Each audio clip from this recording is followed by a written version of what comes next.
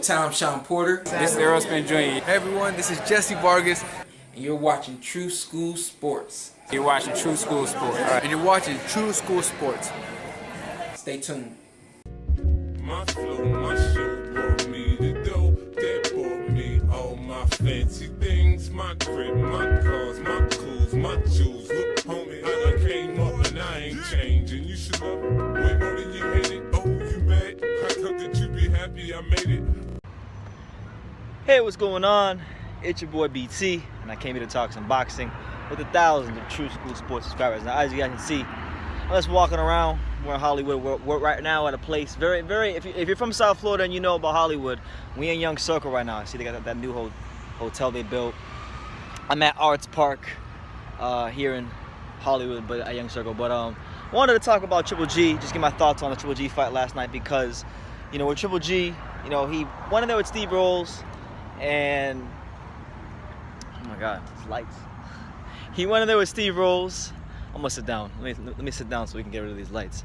But he went in there with Steve Rolls, and Steve Rolls was a unknown Canadian contender, someone that he was supposed to look good against. And to his credit, you know, he did what he had to do. He looked good against Steve Rolls, towards the end especially.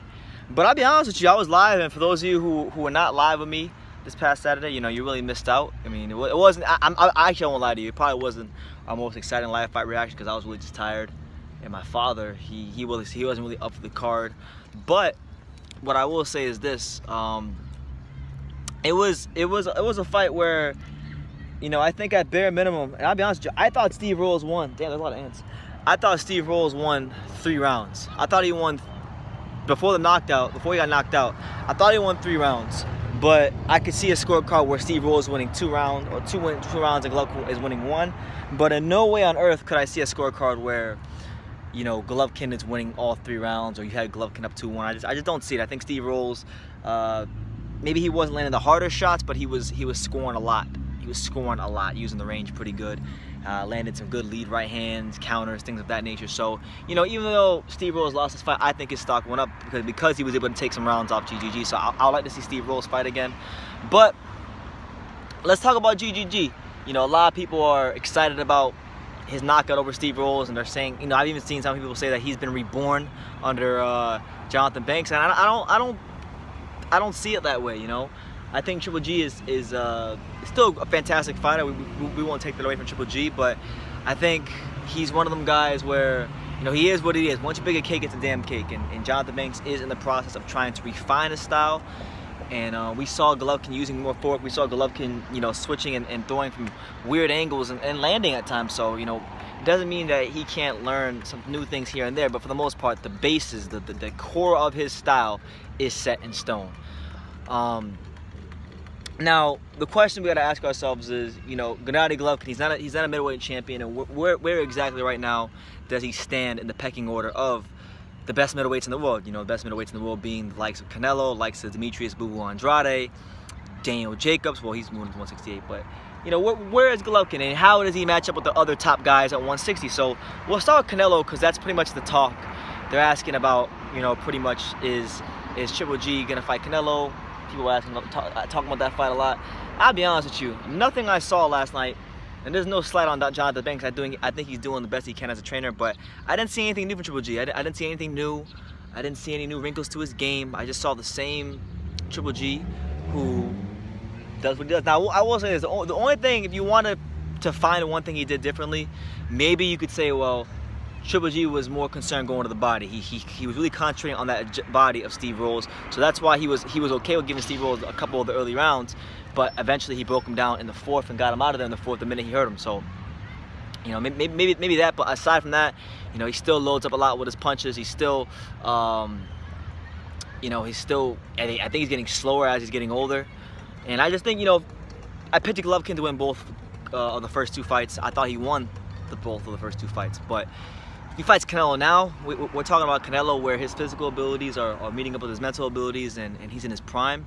You know, I think he's not winning that fight. And I would even go as far as to say that Canelo would become the first fighter to stop Triple G. He'll stop him for sure because he hasn't improved. He hasn't gotten better. He hasn't really added any new wrinkles to his game.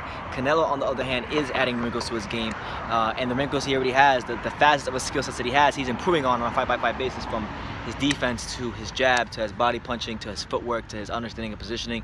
Canelo is getting better, and that's why even for someone like me who's been very critical of Canelo in the past, I have to call a spade and say, look, Canelo Alvarez is doing his damn thing right now, and Triple G, you know, he hasn't improved for years, and I just don't see him making the kind of improvements that are gonna get him a sound victory, because you gotta understand, whether we hate the politics of boxing or not, he needs a sound victory to get a victory over Canelo. He needs to knock him out. He needs to stop him, and he's not gonna stop Canelo, especially with the way with as slow as he's plotting him forward, especially with as slow as he's getting because of his age.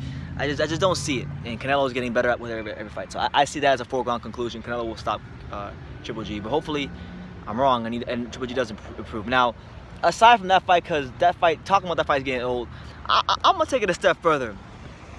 After what I saw last night, you know, Steve Rolls being a longer, rangier fighter, a fighter that can counterpunch, a fighter that knows how to use his range a little bit, you know, I have zero. I mean, I had about maybe 10% doubt in my mind, but now I have absolute 0% of doubt in my mind that Gennady Golovkin will get thoroughly outboxed, outclassed, and embarrassed by Demetrius Boo Boo Andrade. And that might sound crazy to you because Demetrius Andrade is very underrated, but you can kind of see in last night's fight, even though I know he won, you can see in last night's fight why they've avoided a guy like Andrade, a long, rangy, dangerous boxer puncher with deep amateur pedigree.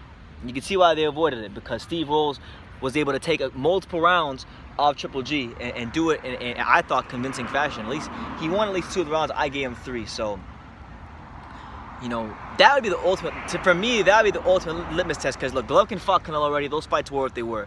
But if you really want to test out how much he's improved with Jonathan Banks, put him in there with Demetrius Andrade. If he's able to show those improvements and show that he's actually gotten to that next level, then he'll get a belt, he'll beat Andrade, and then he can fight Canelo for undisputed. And how much bigger would a third fight be? If the third fight was for undisputed, not even I would refute, you know, arguing about, you know, a third fight. But I saw nothing last night to really give me any encouragement. I just saw Golovkin go in there against a low-level, not even contender, really, a low-level unranked fighter, and struggle a little bit, break him down, and get him out of there. You know, his ring experience was a difference in that fight. I would say that if Steve Rolls was a more experienced fighter with those kind of attributes, he would have definitely beat Triple G. But you know, it was good matchmaking. It was good, the right opponent choice from K2 Promotions and Triple G, and that's just what it is. So, you know, I really, you know, I think Golovkin's still a fantastic middleweight. I think he's a Hall of Famer, but we've seen his best. His best days are thoroughly behind him, and I don't think too many great days against great fighters are ahead of him, if you know what I'm saying. So that's just my honest, objective opinion, and this is coming from somebody who on this channel, you know, I wouldn't call myself a Triple G fan, but I've been a supporter of his. I like watching him fight. I think he's done good for boxing in many ways. So I'm not. There's no hate on Triple G. It's just objective what I'm seeing now.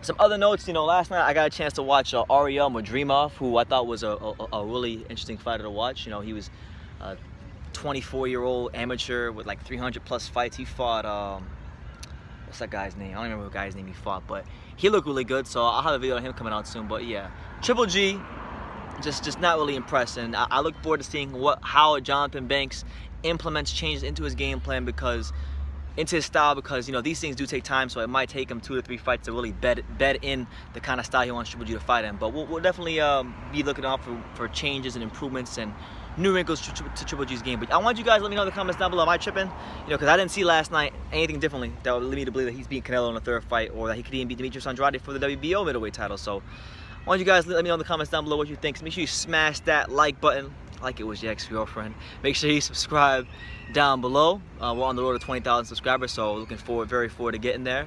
Make sure you follow True School Sports on Twitter at True School Sports, as well as on Instagram at True School Sports, and you can follow me personally at Just a Kid from Dania on Instagram. So yeah, that's how you can connect with me if you want to connect with me.